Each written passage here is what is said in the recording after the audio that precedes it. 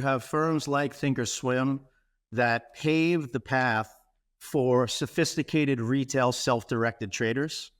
And then on the other end, you have firms like Robinhood that blaze the trail on zero commission, right? So we kind of came in with both best of breed ideas, right? Have a sophisticated, highly analytical platform, also offer it for zero commission.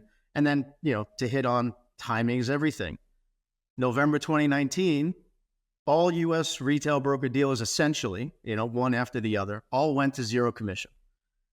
Now, definitely a moment of reflection, I think, internally here for us at Webull, where, we kind of looked at each other and said, well, that was fun. Like that was a good ride we had from 2018 to basically the last 2 years to the end of 2019. But it was the realization that for the last 25 years, the retail brokerage industry has been fighting over a finite pool of clients.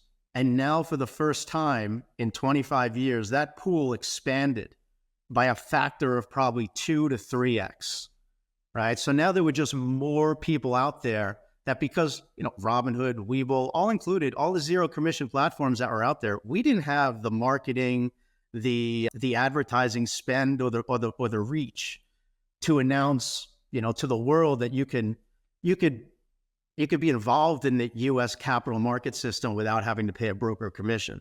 Fidelity and Charles Schwab, they did it for us, right? They did the Super Bowl commercials. They put the NBA Finals commercials out there. They paid for it, and they told everyone in this country that you can now be an investor without having to pay a broker commission.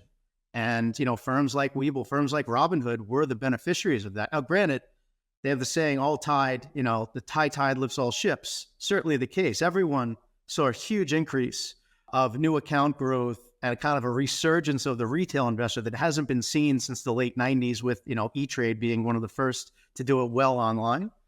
But the timing just kept kind of playing to our strengths over that course. And, through that period, you asked about products.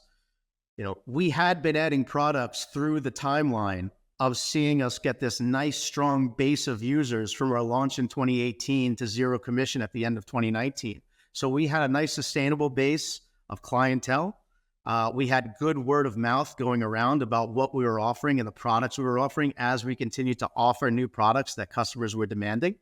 And then we hit with, we got hit with a whole bunch of, tailwinds that just struck us in a way that I don't think anyone in the industry could have forecasted, and I'm obviously talking about, the pandemic and stimulus checks, a raging bull market, a Fed backstop. I mean, there were so many tailwinds that were helping, retail broker dealers basically put new clients onto a platform because they, for lack of a better word, like they had more time, they had less noise in their life, and they could focus like, hey, I'm going to use this opportunity to make myself better financially.